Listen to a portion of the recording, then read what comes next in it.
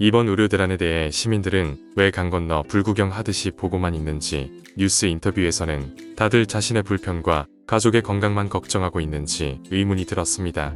과연 이게 사태를 바라보는 대한민국 시민의 문제의식이 이 정도라면 정부에서 충분히 여론을 움직여 사태를 원하는 대로 끌고 갈 수도 있겠구나 하는 생각이 들었습니다. 이게 과연 시민들이 구경만 하고 있을 수 있는 강 건너에선 안 부릴까요? 대통령이 의대 정원 3,000명을 확대하겠다고 발표 순간부터 의사협회의 반발, 전공의 사직과 근무지 이탈, 의대생 휴학 등의 사건들이 순차적으로 일어나며 보건복지부와 의사협회가 언론을 통한 설전만 벌이며 정작 이 사태의 핵심인 의대 정원 확대로 인한 의료교육이 당면하게 될 문제에 대해서는 보도도 원인 분석도 제대로 되지 않고 오직 병원을 떠난 전공의 수와 환자들의 진료 불편에만 집중하여 보도하고 있다는 것이 참 이상하기만 하였습니다. 이제 머리를 차갑게 식히고 문제를 다시 되짚어 보도록 합시다. 문제는 의대 정원 확대에 앞서 선행되어야 할 것들이 무엇인지를 아무도 말하지 않았습니다.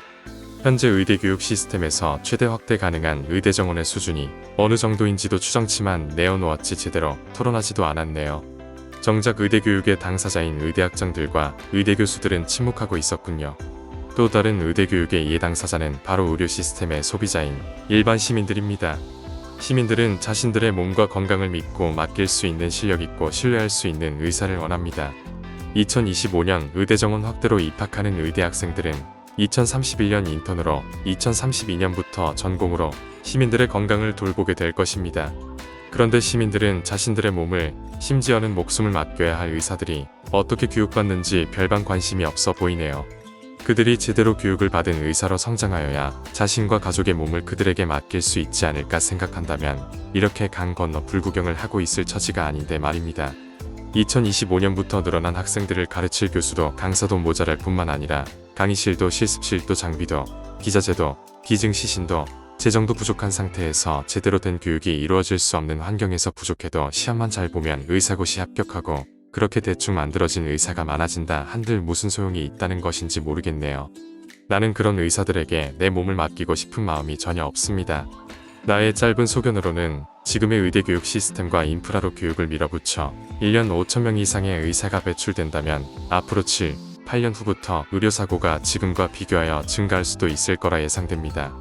이전 컨텐츠에서도 말하였듯이 미국 대학의학협회 AAMC의 통계 자료에 따르면 미국은 의대 교수 1인당 의대 학생 수가 0.51명이다. 학생 1명당 거의 교수 2명이 교육을 시킨다는 말이 안 되는 데이터에 깜짝 놀랐습니다. 그리고 강의는 평균 11명 정도의 소규모 단위로 수업을 한다고 통계가 나와 있네요. 인간의 존엄을 소중하게 생각하는 나라라면 인간의 생명을 다루는 의사를 키워내는데 이 정도의 교육 인프라와 교수진이 필요하단 걸 깨닫았습니다. 의학 교육이 대충 가르쳐서도 누구 하나 나고되는 자원이 있어서도 안 되며 모두를 제대로 가르쳐야 더 많은 자질을 갖춘 의사로서 인간의 생명을 구할 수 있다는 미국 의학 교육의 의지가 보였습니다. 미국은 미국이니까 핑계를 댈까 봐서 한국보다 인구가 좀 적지만 GDP는 조금 더 많은 캐나다를 한번 살펴보았습니다. 캐나다 의과대학협회 AFMC의 자료에 따르면 의대 신입생 수는 약 2,900명 정도입니다. 캐나다도 미국과 같은 의과대학 시스템을 갖추고 있어 4년의 과정을 교육받게 되는 의과대학 학생 수는 11,600명 정도입니다. 의대는 전국에 17개 의과대학이 있으며 교수는 정교수, 부교수, 조교수, 전임 강사를 포함하여 15,000명 정도의 교수진이 보고되어 있습니다. 교수 1인당 학생 수는 미국에 미치진 못하지만 0.77명 수준입니다. 학생 1명당 교수 1.3명의 교수가 가르치고 있습니다. 단지 이것은 학교에 전임으로 채용된 교수의 숫자이고 무려 46,700명이 넘는 별도의 시간제 교수와 강사가 의과대학 학생들을 함께 가르치고 있습니다. 통계로 나타내지는 못하지만 미국과 비슷하거나 더 많은 교수들이 학생을 가르치는 것으로 보입니다. 한국은 현재 1.6명 수준으로 겉으로 드러난 수치상으로 보면 미국의 3배, 캐나다의 2배 이상이지만 캐나다의 경우처럼 드러나지 않은 환경을 감안하면 한국 의과대학의 교육 수준은 열악하다고 말할 수 있을 겁니다. 미국과 캐나다 수준을 따라가지 못하더라도 현재 수준은 지켜야 하지 않을까요? 아니 최소한 의학 교육의 방향성은 이렇게 되어야 하는 게 아닐까요? 매년 5,000명이 입학하면 6년제 의대 시스템에서는 현재 18,350명의 학생을 11,500명의 의대 교수가 교육을 책임지고 있지만 앞으로 3만 명 이상의 학생을 지금의 교육의 질을 최소한으로 담보할 수 있는 교수 1인당 1.6명 수준을 유지한다는 가정하에 2024년부터 2030년 사이 순차적으로 임용하더라도 의대 교수 7,200명이 더 필요합니다. 매년 1,200명의 의대 교수를 선발, 임용하여야 합니다. 교수가 학생 선발하는 것처럼 쉬운 게 아니라는 건 누구나 아는 사실이고 시간이 걸리는 일이죠. 갑자기 의대 교수 1,000명을 늘리겠다는 정부의 생각은 군사 독재 시절에도 하지 못한 생각일 것입니다. 개인의 의사를 무시한 정부의 독단적인 생각으로 보이네요. 전임의를 강제할 수도 전임의 선발 기준을 완화할 수도 없겠죠. 아니, 당연히 그렇게 해서는 안 되는 거죠. 시민의 건강을 위해서는 결코 그래서는 안 됩니다. 만약 교수 선발, 임용 기준을 낮추더라도 교수 수를 늘려서 학생들 교육시켜 의사 수만 늘리면 된다는 생각을 조금이라도 했다면 정부가 시민들을 정말 실험쥐 취급을 하는 것이겠죠. 그리고 필수 의료 과목 의사가 부족하다 하여 의사들에게 필수 의료 과목 전공을 강제할 수도 없습니다. 단순 산수 차원의 의대 정원 확대로 해결할 수 있는 문제가 아닙니다. 문제의 본질이 숫자가 아니기 때문이죠. 이런 사실을 가장 잘 알고 현실의 문제를 알고 있었던 의과대학의 교수들은 왜 지금까지 침묵하고 있었던 걸까요?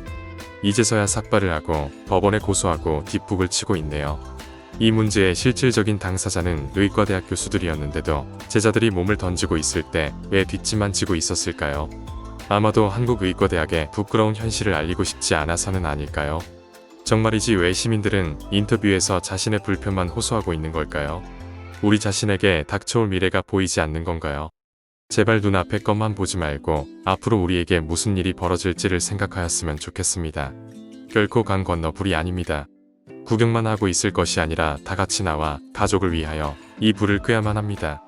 최소한 불 끄는 방법이라도 제대로 이야기해 보아야 합니다. 21세기를 이미 4분의 1을 산 시민으로서 제발 30년 뒤를 생각하며 문제를 바라보기를 바라는 바입니다.